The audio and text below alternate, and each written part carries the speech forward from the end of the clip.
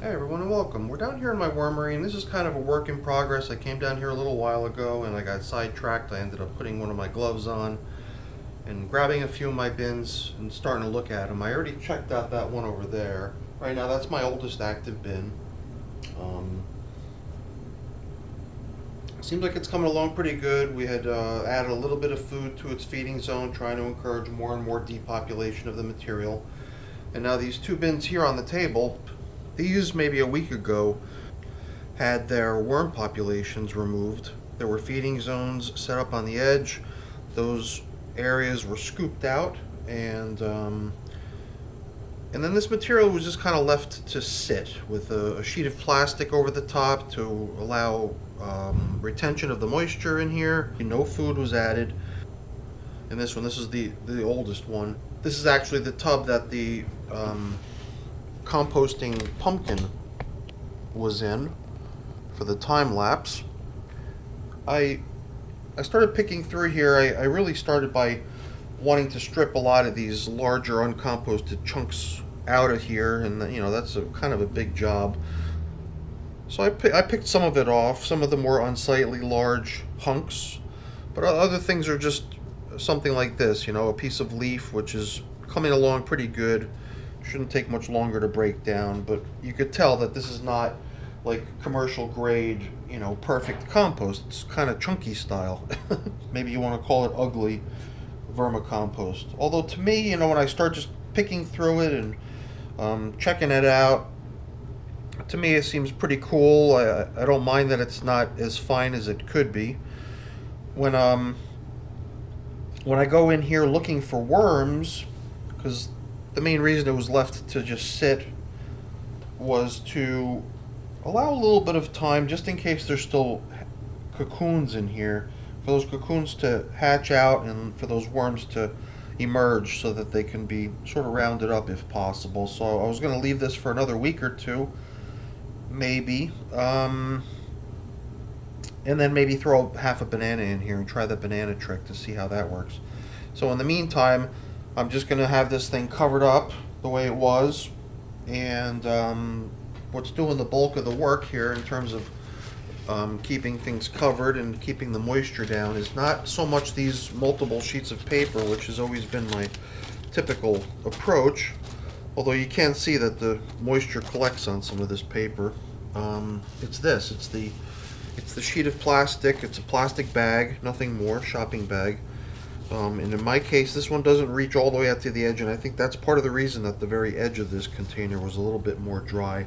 But I just got through agitating it, and I've still got this other bin over here to do the same sort of treatment to, kind of an assessment, because you know, even though we just covered that thing up with the plastic bag, I'm still open to the idea of doing something a little bit different with these two bins, mainly because at this point I am treating both of these bins as complete, and this is really finished compost. The whole thing of trying to fish any newly hatched worms out of it is really more kind of after the fact. There's no reason to not consider this as a tub of finished compost. I'm not feeding it any longer.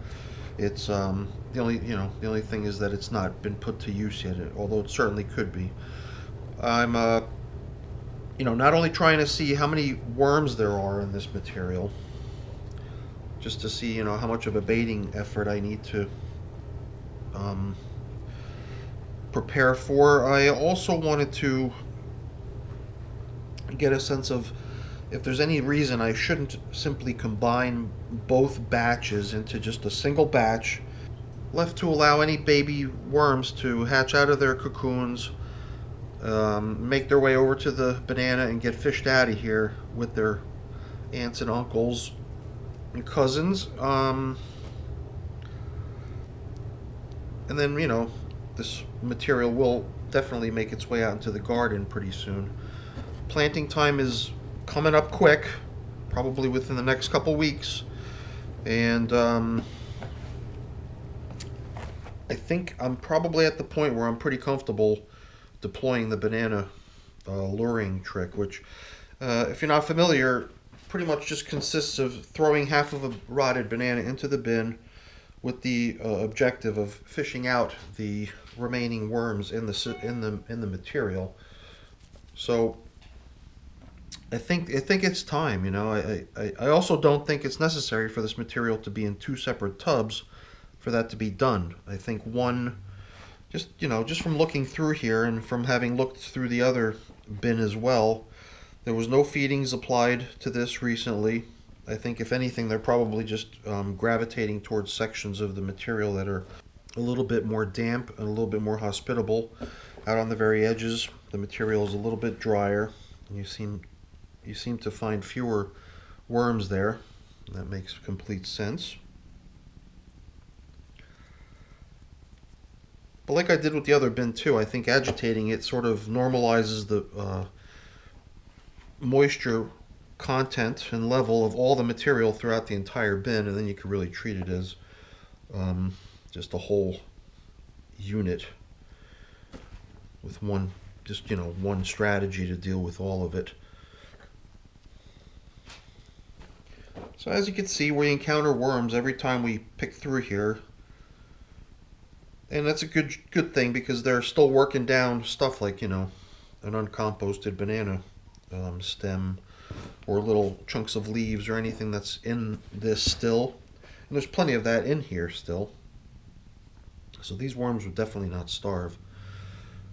And yeah, this material could probably go a little while longer as well, but it definitely has a much nicer appearance to it than the other bin.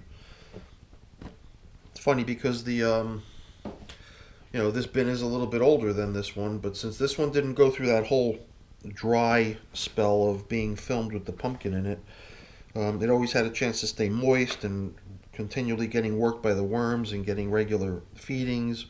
So it's not surprising that this material turned out a little bit nicer. So here and there I find a chunk that I feel like I really should pull out. Although, like I said, it doesn't matter to me. I think this is all good stuff, good material to have within the compost to build a good, healthy soil out in the garden. And I'm not really seeing any reason that I wouldn't be able to just combine these two tubs into one. And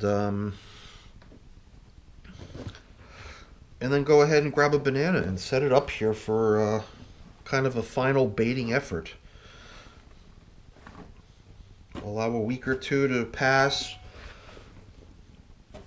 I've seen people throw the banana in there and gather a whole bunch of worms with it, but the worms don't deplete the entire banana. Banana goes back in to, round up another batch of worms. Kind of a two-stage depopulation method, which seemed like it would work in my case too with my setups. The only thing I'm thinking now is if this other bin were thrown in here, or if this were thrown on top of the other bin, how high would it go? So I've got about a finger's height here of material, and if that were to go in on top of the existing material in here, which is not much, it would come up pretty close to the top. But I don't think that would be a real problem. I think that would actually be just fine. I guess the only shame is that you're taking kind of an ugly batch of compost and, proposing the idea of combining it with a much finer, neater looking material. But when you look at it, take a step back from it, you can, barely tell. And I think the added moisture that's in here, combined with the slightly drier material here, will balance out into a really nice consistency. I think I've done enough fishing here. I shouldn't be spending so much time trying to make this stuff perfect, because it really doesn't matter. This was one funny little thing though that I fished out of this batch. I don't know what it is. Some sort of a little seedling sprout with a pretty good size root system working its way down into the material. So I think I'm going to go for it, because I guess what's inspiring me to do this, in addition to, just wanting to see this batch or these two batches be done, is the fact that I like the idea of freeing up a container, because I do feel like I've got other worms, like for example the worms that are over in that container back there on the shelf. That that now being my oldest active bin is definitely coming close to needing to be harvested as well. So I think it's time to bring closure to this setup here. I'm going to combine this material, cover it up again, probably with both pieces of plastic, just to provide an even better edge-to-edge cover of the entire batch. And then I'll go grab a banana from the freezer that we could throw in here to get that process started. But this will be good. This will free up a bin. So let's dump everything out of the older tub. Carefully though, because I do not want to have a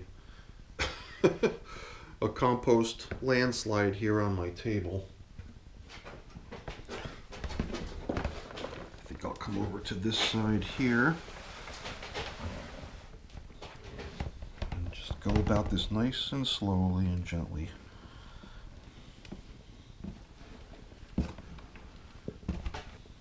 You can see from the way it flows that this material is not very damp. It's very crumbly. I can't say that it's definitely dry or dangerously dry. It's got some nice moisture content to it, but it's much more crumbly, much more fluid, if you will, more easily spreadable and easily pourable than the other stuff that's underneath it, that more damp stuff. So I'll be curious to see what the consistency of this will be after a little while, maybe a few days.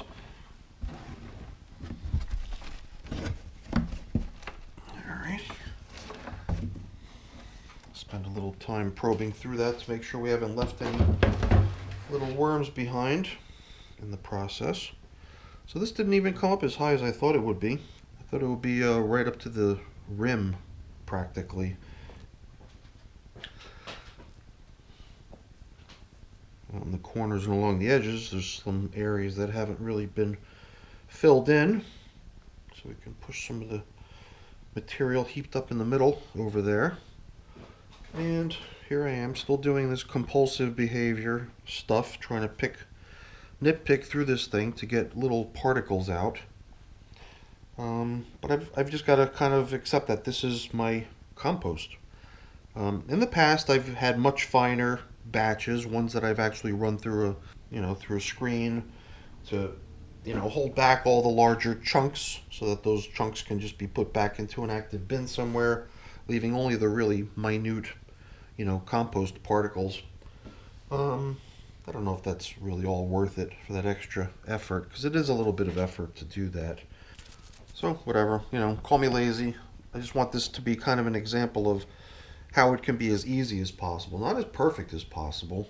I always strive to try to do it in a way that would be as appealing as possible to as many people as possible, by it being easy, and inexpensive. And effective. That's also important, and I think it is. I think this is a good, effective process. Very simple, straightforward.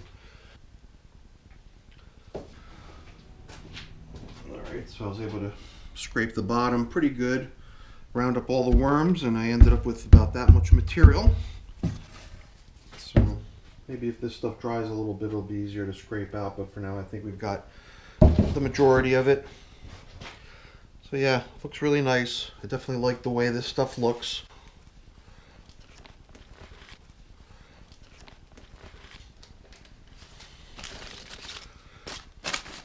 And we got kind of a surplus of partially used paper from the now retired bin.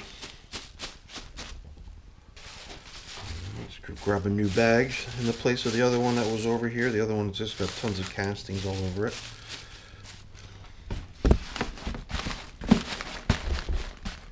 And for now, it's just back up onto the shelf for a little while longer. And as long as we're at it, in for a penny, in for a pound, right? So here we've got the oldest of my active bins. And it's kind of in that same generation as the other two that we just worked with. except this one just wasn't quite far along enough to be considered ready for harvest the way the other two were. So while the bin did provide volunteer worms for the launching of a couple of my newest bins, when it came time to finish off those other two bins, I skipped that option with this container because it just was not ready yet. However, it's been going for such a long time that I'm really looking forward to bringing closure to it. And it just seems like a little bit of work is still going to be needed for that to be possible.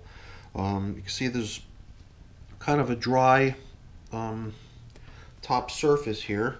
There's all kinds of big chunks of uncomposted bedding and whatnot in here. And then over here, you could probably tell what I'm trying to do is I'm trying to round up the worms over there into the far edge. As this stuff dries out, becomes less hospitable for them. They hopefully make their way over into here. But once I've got a whole bunch of worms in here ready to go, there is still the matter of where do I put them, and that's where this bin comes into play. So I'm glad to have been able to free up one of my larger tubs to get a new population started in it. So I don't know if we're ready to do much today, because before we could scoop these guys out and move them over into a new home, we would have to have that new home kind of, ready to go for them. And I'm definitely not there yet. So I'll probably at some point today later come back down here and build that, set this bin up with a fresh environment, and then just start letting it sit and prime in anticipation of its new population coming in. In this bin, to try to help promote this horizontal migration of the worms in the bin over to this edge, last time I came into this bin, I did not feed it, because normally it's a matter of just coming in here and replenishing the food that was depleted last time, and instead of doing that, I took the remaining existing food that was there and I just stacked it up over here after scooping out the worms that were corralled up to move over into another bin. Left a little bit of a void there after I took those worms out, so rather than just filling it with fresh food, I picked through and I found all the largest stuff and I moved all that over. So the aim was to try to start reducing the depth of this bin, because it's also very, very full. But this stuff looks really nice, with the plastic bag overhead and with this fresh application of food that they got about a week ago, and it's not really going anywhere, it seems. I mean, that's not true. There's a whole bunch of fresh castings right beneath it. So I don't know, that might be evidence of them having been up here and eating some of it, but it's probably more of an indication of what's happening right below. They're probably having a big party and all of this pretty well broken down material. And that's exactly what's happening out here on the far edge. So you can see, these worms are all together, ready to go. At a moment's notice, we could probably just, scoop them up and put them into a new space. Man, some of these are so big and fat. They look so well fed, and they are. They're very well fed. So all I was really looking to do today was try to, figure out what could I do to, really a good complete depopulation of the castings with, the worms moving out. So even if it has to be done in a couple more stages to really get to the end of the line, I've got to really, I've got to get these guys out of here. I'd also like to get a sense of how the material down in here looks as far as the depopulation happening. So I guess one thing we could do is we could take this stuff that's really intended to be food, not so much top cover or bedding. I'm going to actually put it down into this little recess that I dug earlier. So I'd like for this stuff to be a little bit more down low where they're at, and I'd like for this stuff to also get consumed. There's a peach pit. Push that down in there too. And a lot of what got scooped over here, along with the worms and the castings, was a whole bunch of residual food here too. partially eaten food. So I think this this feeding zone is doing quite well. Doesn't seem to be a real need to tend to that right now.